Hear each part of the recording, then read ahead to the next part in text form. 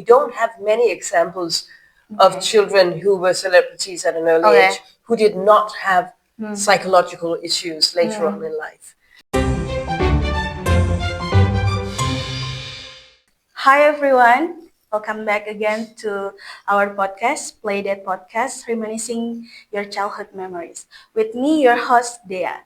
And today, we introduce you our next guest, my professor, Stine Liv Johansen. Good morning, Stine. Good morning. So nice to be here.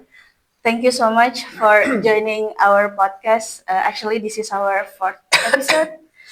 Yeah, we have done this since I was in Glasgow. I always hoping I can invite you to this podcast because I don't know if you know this. I write your name in my motivation letter. I read one of your article. I think it's about digital literacy. You research about digital literacy for children like 7 years or below. Since then, I really want to meet you. So, first of all, let me introduce you with this podcast. So, we will discuss about digital literacy. Yes. Maybe I really want to hear from your point of view as the expert in this field, and also maybe your point of view as a Danish, because I read, I think I mean Danish people really into with digital literacy. Yeah, we want to learn from you and your country. And but while discussing, we will play this traditional game from Indonesia. There are a lot of different names, but in my childhood memory, the name is Chongkot. The way we play it, It's beautiful. okay, we have, actually it should be 50 cells, but unfortunately, I don't know, the seller just sent me 49. So, so I found this stone while walking here. Yes. Okay, so what we need to do first, we need to fill this hole. So this is your hole, and you need to collect yourself here, and this is mine. I need to collect it here. So you can grab yours. Yes. And then how many in each row? 5 each. 5 in each. Okay. Okay. Yes. Yeah. It's very similar to the game I played as a child called Callahan. Kala. Oh, you also have this. Yes. It's a slightly larger board, with larger holes as well. Okay. Marbles or something like that. Yeah. But it was actually one of my favorite games as a child. I'm not sure the rules are the same, but but the setup here is very similar. Okay. Because I talked to Libby. She said this is the first time she played this game. Yeah. So I thought it's only Asia. I mean Southeast Asia or Indonesia, because I talked to some Asian. They know about this one. Yeah. I'm not sure where Callahan is from. I think in my childhood I thought it was Greek or something. Oh, okay. I'm a bit made up the rules. Okay. Because if we really play it, I don't think we can concentrate to talking. No. So it's only like one time. So you will grab this and then just play one. Yes. And then when I play mine, I will give you question, and then you take your turn, and then you answer my question. Okay. Just like that. Okay. But before that, let's do, I don't know how to say it, like scissor, paper, stone. Yes. But let's do it in my country's version. Yes. Okay, so we have this. We call it as elephant, as people, and ant. So ant will beat the elephant, but people will beat ant. Yes. And elephant will beat people. It will be like that. Yes. 1, 2, 3. No. Okay, we have to try it. 1, 2, 3. Okay, I win. So you win. Yeah, I'll start. Okay, I'll start with the first question. Let me play. we have the icon Lala and Nano. So you need to choose which team you are. If you consider yourself as updated person, it means you are team Lala. But if you consider yourself as borderless person, you are team Nano. Who do you think you are? I think I'm Team Lala. Team Lala. Okay. So I'm Team Nano. So in the end, we will see you or me the winner. So Yes. it means if you Team Lala wins, if me Team Nano wins. Okay. I collect it until the end of the episode. Okay. Okay. So my first question: do you still remember your childhood? I mean, the traditional the game from Danish. Yes, absolutely. As I just talked about, Galahad was really one of my favorite games. And I actually played many of those types of games. Also Chinese checkers was also a game that I really liked. Monopoly, all those kinds of games I played. And I actually talked to my husband this morning before going here. And I said, I should think about what I did in my childhood. And he reminded me of a story I've told him over and over again about playing Monopoly with my younger brother. My brother was so good at it. Okay. So I always lost. And then he thought it was a shame that we had to stop the game. So he always gave me money so that we could continue the game. And that was it was, then we can continue, but it was also a bit embarrassing to actually take money from him because I had lost. So then I didn't want to play with him. Yeah, so that was a bit of sibling negotiation.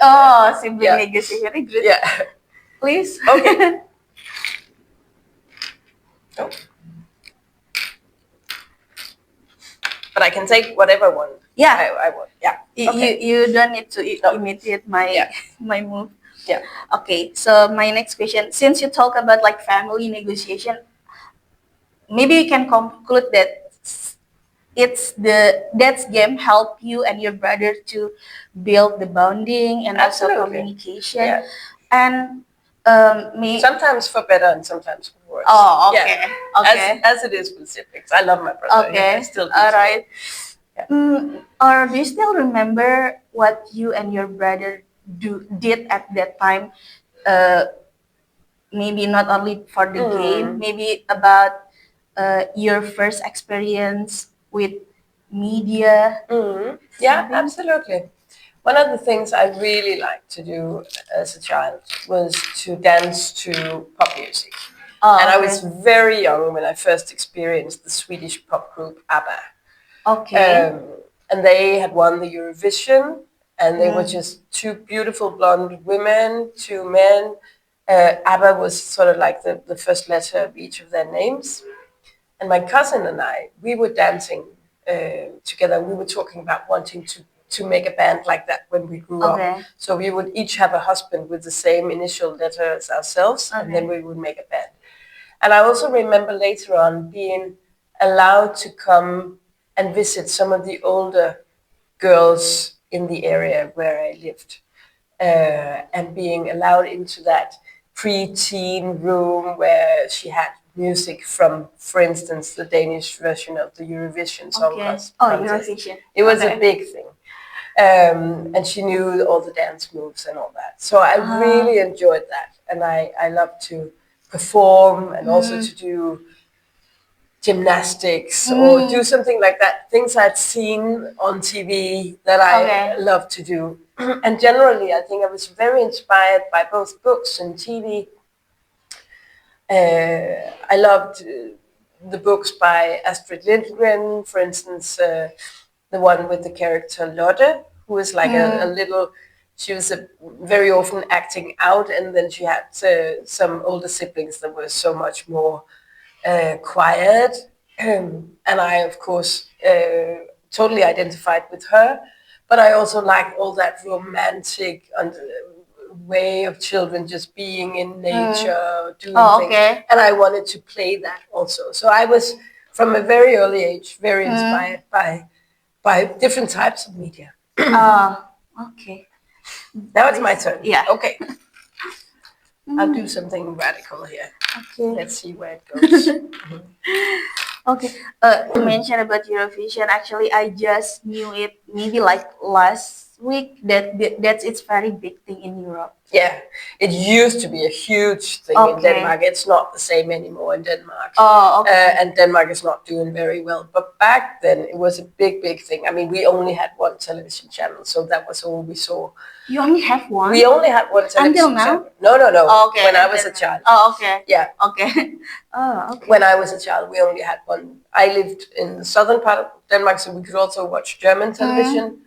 Other people Okay. have been watching Swedish television if they lived in the Copenhagen area. Okay. But we only had one Danish television channel until 1988. 1988. So that was all we saw, and I was 14 in 1988. So Okay. in my childhood, we only had that one channel. So, I mean, people saw what was there. Yeah, so yeah. everyone was interested in that. Since you talk about the game and then also your experience with different media, maybe can you share with us one valuable lesson that you still remember, or that this lesson it's like shape you who you are now?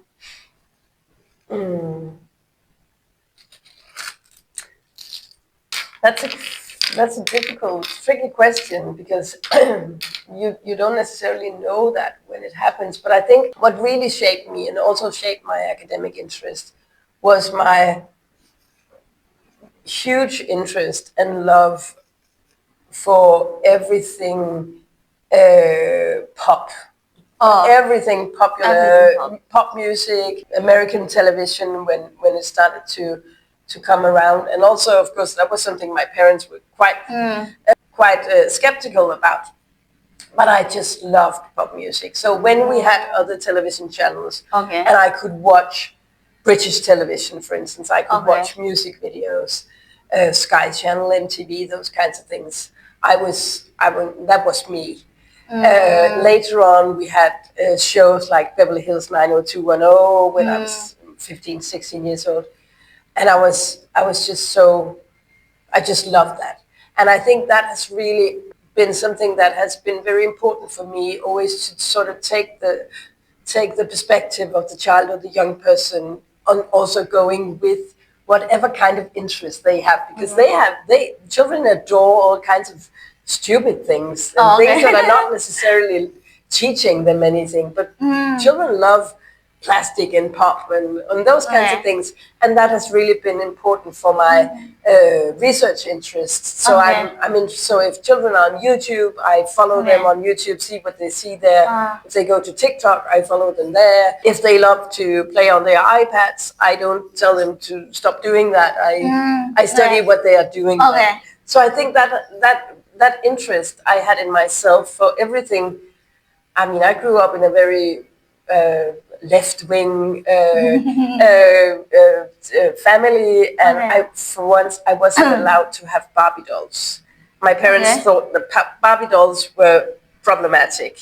It showed a wrong image of women and all that. Really? So they didn't want me to have Barbie dolls, but my grandmother gave them to me anyway, and I loved them. Yeah. So I also have this huge solidarity with children doing things that adults disapprove of. And I think my parents now see that, she sort of turned it into something really nice. So, yeah. It's a lot. Do you know, from what you said, there are a lot of questions that comes on my mind, but let me stick into what I really want to talk with you, since you have mentioned about that. Let me give you context. Back in Indonesia, we have like a rise of phenomenon of Kidfluencer. Yeah. Maybe specifically after pandemic, Yeah. They become Kidfluencer on TikTok. Yeah. So there is one case that now I'm doing that for my exam. So we have like the name is Abe. He's like almost four. So haven't been 4. It's very young. He started being an influencer maybe like 2, and in Indonesia we call his fan as online auntie and online uncle. And he is aware about this because in his video he always mentioned, "Hi online auntie, hi online uncle," and also his family call him as our online cousin. he always behave like cute. Like we when we watch him on the video, we always say like, oh, he's so cute, he's so innocent. Like he can act like that, make us laugh. But on the other side, what I see from Nina's class about agency, autonomous thing, I just realized that maybe what he did in his video, it's not because he just being child or just being an innocent, but because he understand what he's doing. So there is inside him, like make him want to perform, not only playing, because he know that if he act cute, Yeah.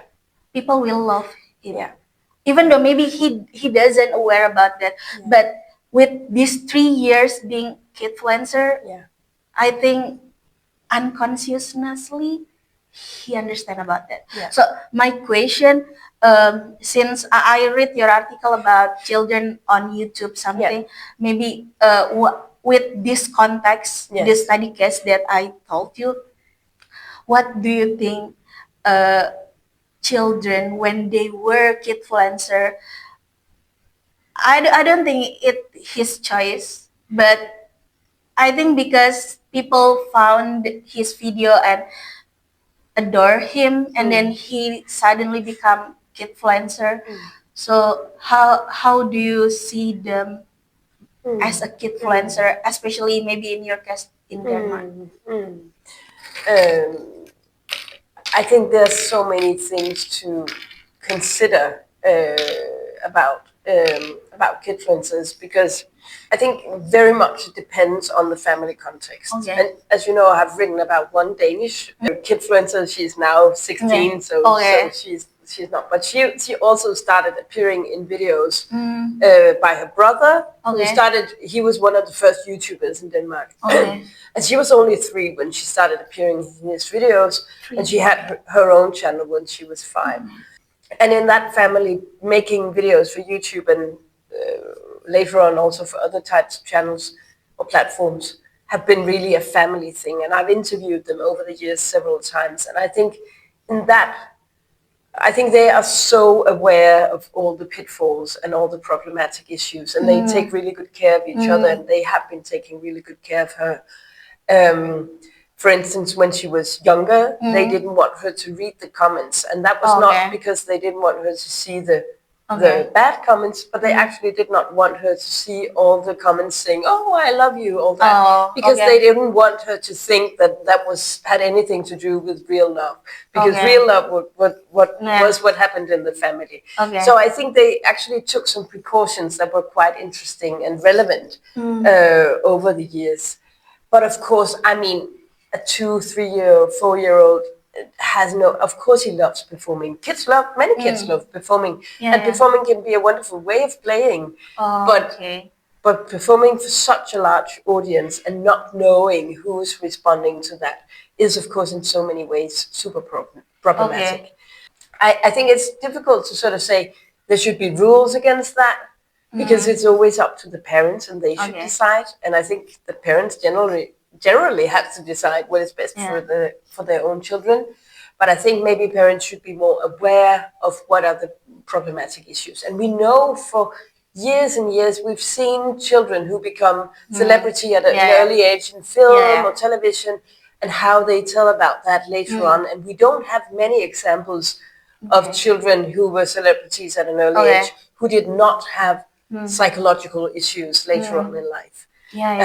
Even the biggest ones like Drew Barrymore, whoever have been telling about what it actually meant to become a public figure at a very young age.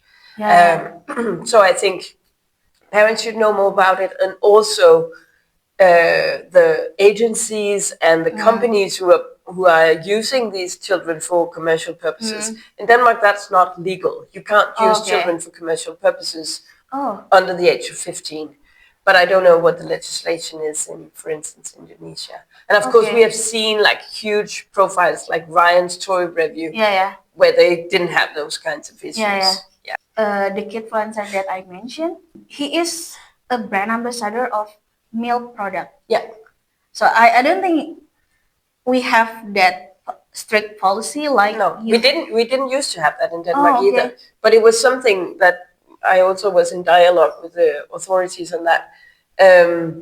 That came later on, and then they stopped doing Oh. that. But still, I mean, then they make books, or they made all kind. You know, Sarah has written also Yeah. about the YouTuber books. Yeah. So they stopped having direct commercial collaboration with external companies, and Oh, they okay. sort of became their own company in themselves, their own publishing house. Oh, okay. So it's super complicated, and I think it's something that that is absolutely not something that many kids should thrive after wanting to do that. It's like your country has the policy for children being public figure. No, not being public figure, but being commercial. Commercial. For commercial Okay. collaboration. In the case of TikTok, sometimes there's a video as a advertisement. I mean, this video is with the purpose as commercialization, but I don't think all the video that this kid has in his account is for commercialization. No. Because sometimes he just doing like dance challenge with his father, or maybe like collaboration with the other celebrity TikTok. But even though indirectly, I just want to say that even though he just make the video for fun, but the view, it will help him and his account to boost his personality, or to boost his value. Yeah. So even though it's not for commercialization directly, but there's a purpose for doing that. Absolutely. And that is the whole thing about influencer marketing, is of course that we get all these kinds of content that is not directly commercialized, and then we sort of feel like we build a bond with them, we build trust in them, we like what they're doing, and then when they bring in commercial stuff, and that is perfectly fine when it comes to adults, but of course it has a different problematic aspect when it comes to children. Since we talk about the problem that maybe arise because kids being public figure or kidfluencer specifically, could you mention once, based on your research or anything that you found on your expertise, that we need to care about when kids being kidfluencer or public figure? Or anyway, I think we forget. We always forget to play. What is this one? I think this is for you. Okay, I'll do this one. Oh, you have a big pile over here. Yeah. And you might want to do something. No, Not in this one? No. But this then is my continue in my own. continue. Okay. Okay. I mean, kidfluencers might be something that sort of pops up and can be problematic in many ways. We don't have a lot of examples in Denmark.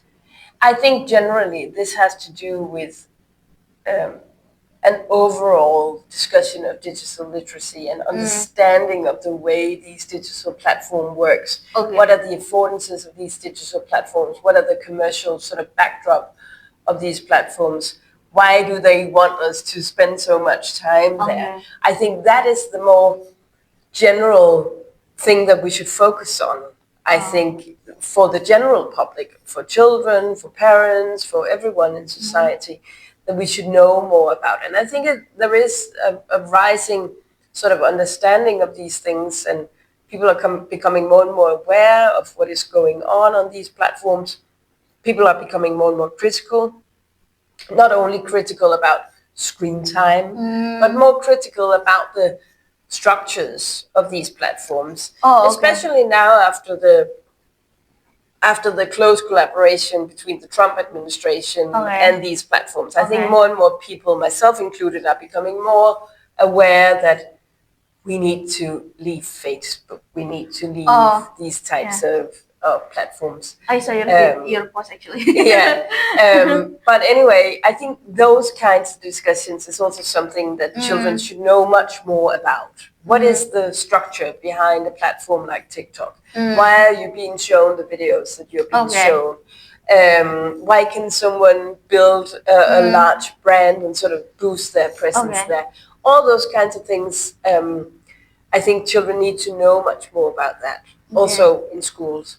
And I think that's, the whole Kidfluenser thing can be one thing, aspects related to commercialization, to surveillance, those types of things, data collection, all those kinds of things, is really something that everyone should know more about to be able to have a more critical discussion about these things. Because when you talk about, we need to understand the structure of the apps, it's remind me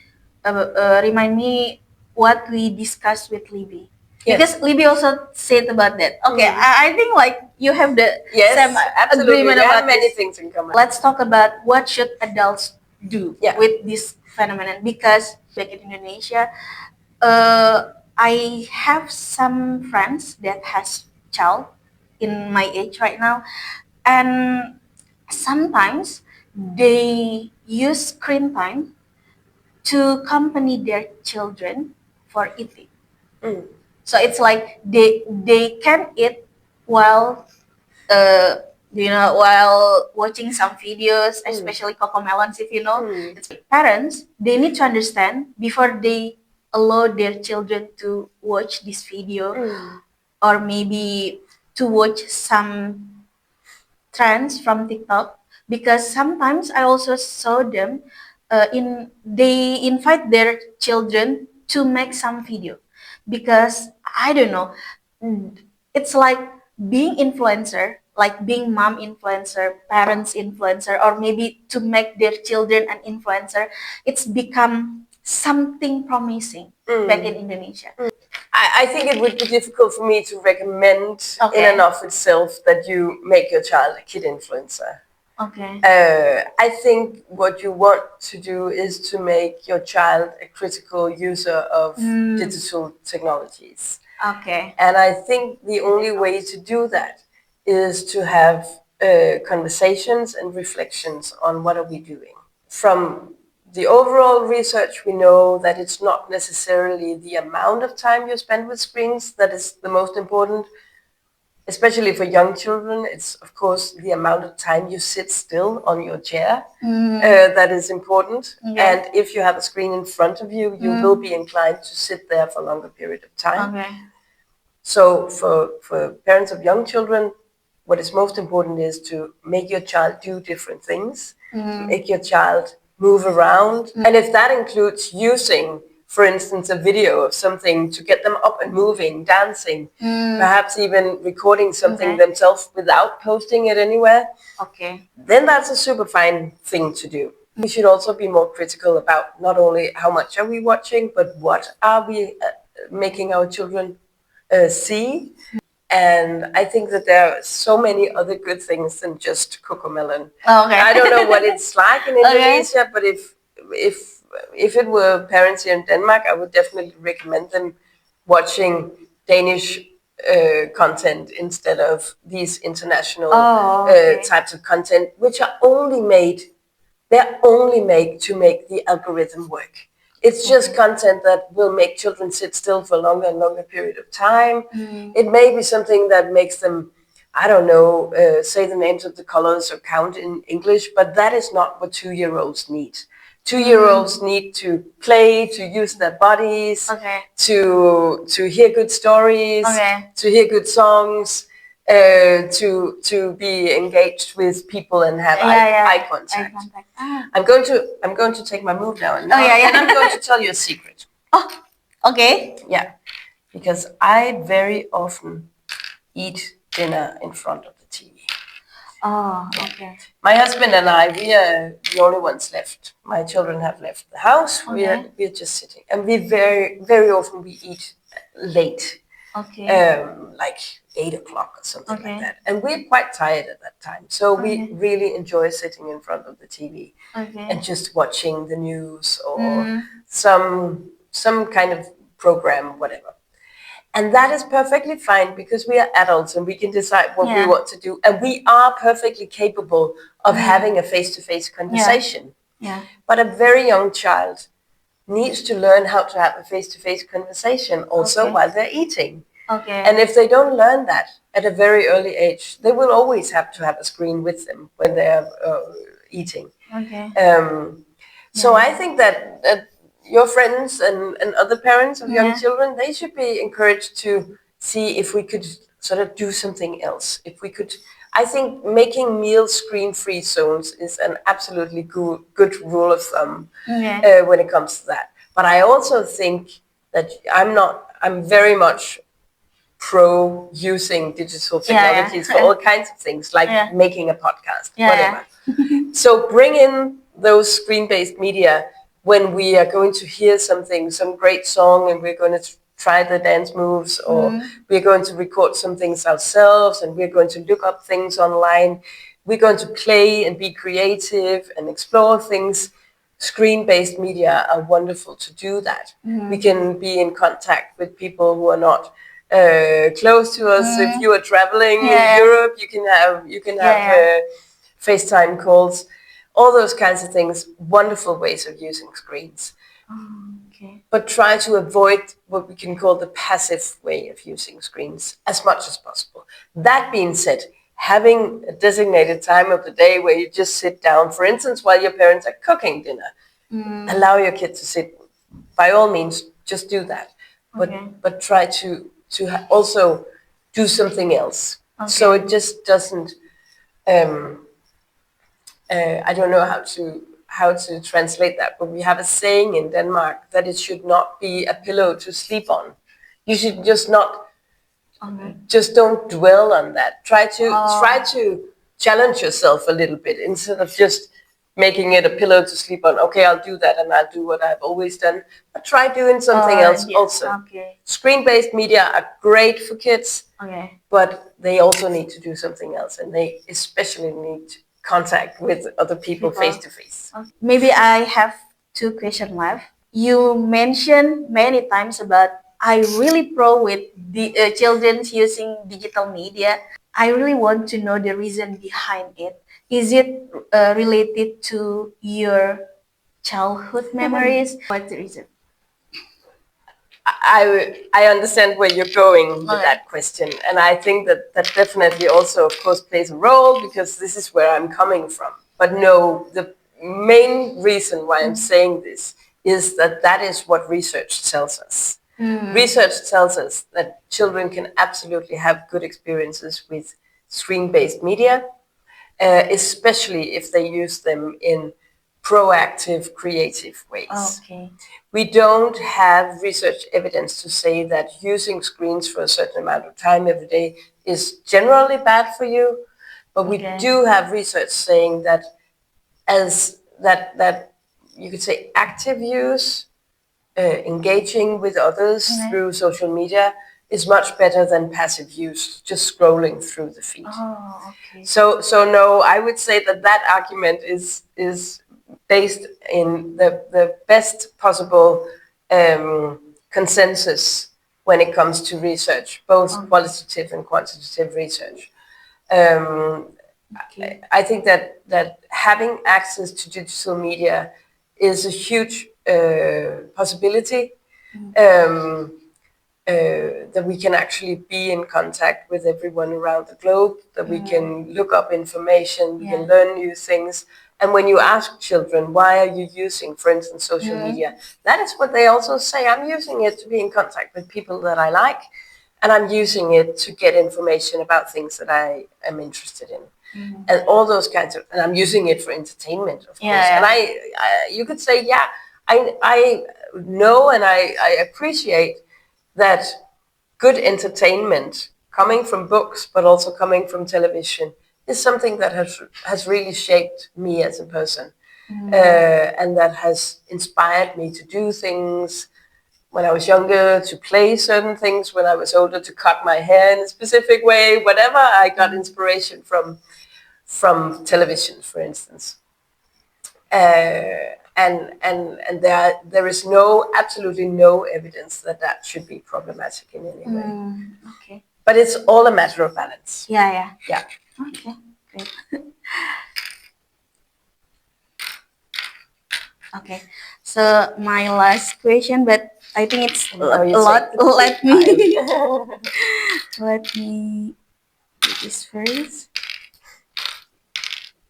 Wow. Okay, because you mentioned about the most important thing is to teach our children how to be critical using digital technology or using social media. So maybe to close our podcast today, can you share with us how to be critical? Because I think many people listen about, okay, you need to be critical, but how to be Yeah. critical? Yeah. I think the ability to be critical about something stands on knowledge. So you need to know about these things. Okay. You need to learn about how a social media curated, how does algorithms work, and you need to have ongoing reflections together with people that you can trust, parents, teachers, about how this makes you feel. When digital media plays into that, it gets more complicated in so many ways. So who is in whatever Snapchat group? When can I see my friends on the Snap map being somewhere else where I'm not? Why doesn't she reply? I can see that she has read my message. My good colleague Malene Charlotte Larsen, who I have also co-written a book with, she mentions the case of being left unread. So you know that someone has read your message and they don't respond to you. So why is that? All those kinds of things as a teenager. And teenagers need to know that this is not just them being insecure. This is also something that's built into these platforms. This is because the platform actually wants them to come back and check over and over again. And there might be very good reasons for why your friend is not responding. They might be with their families. They might have strict parents telling them to put their phone away at night. I don't know, all kinds of things. And we need to have these discussions with them because teenagers feel that they can't really talk to adults about these things. Of course, because they're teenagers, but also because for years and years we've been screaming at them saying, oh, you need to have less screen time, instead of actually talking to them. What does that make you feel? And this is how critical thinking is being built, through dialogue, through asking questions like that. So I actually want to hear what you have to say. So whatever is going on in your digital life, you can come to me and tell it. That is how critical literacy is being built. Okay. I think I have similar opinion with you, and then it also remind me with my conversation with Libby. I feel like, oh, it's just like connecting what you and Libby told. Absolutely. Maybe So last it's my month. turn. Yeah. I can't win now. I can't win. I think you'll have one more than me. Anyway. Oh, Let's see. No, this was Yeah. yeah. okay. So that's the end. Actually, we in the real game we need to Continue. Yeah. But yeah, I think let's end at this point. I have 7. You have 8. Oh, So you okay. won. Yeah. Yeah. I'm so sorry. So congratulations for Team Nano. We in this game, Team Nano win the game. Okay. Anyway, before we close this one, this podcast, I have something for you. So this is Indonesian. So this one of the province where I went to my bachelor degree. The name is Riau. Because every time I talk to people like, do you know Indonesia? Oh, I know Bali. So I want to introduce, But Indonesia is not so only much Bali. more, Yeah. of course. So this is one. Thank you. Riau. So you have the Riau because it's like the fourth province if we count from the west. Yes. And then the other one, it's this one. We went to the Odyssey. exhibition. You know, right? But fantastic. at that moment, you were not there. I No. wish you were there. Yeah, I will definitely go and watch that exhibition Okay, over so the summers. I bring you this one. Thank you, the fantastic bus. Yeah. Yes. Hope Thank you like so it. much. I really do. Thank you so much for joining us in this podcast. Thank you for inviting me. Yeah. It was a pleasure. Thank you. Maybe to close this one, I will say playdate podcast. Could you help me to say reminiscing your childhood memories? Yeah. Okay. So let's end this podcast here. I hope you can get some valuable lesson from our discussion. And thank you so much. See you in the next episode with me, Dea, in our podcast, Playdate Podcast. Playdate podcast. Reminiscing Reminiscing your childhood memories. Okay, Yes. thank you. Bye.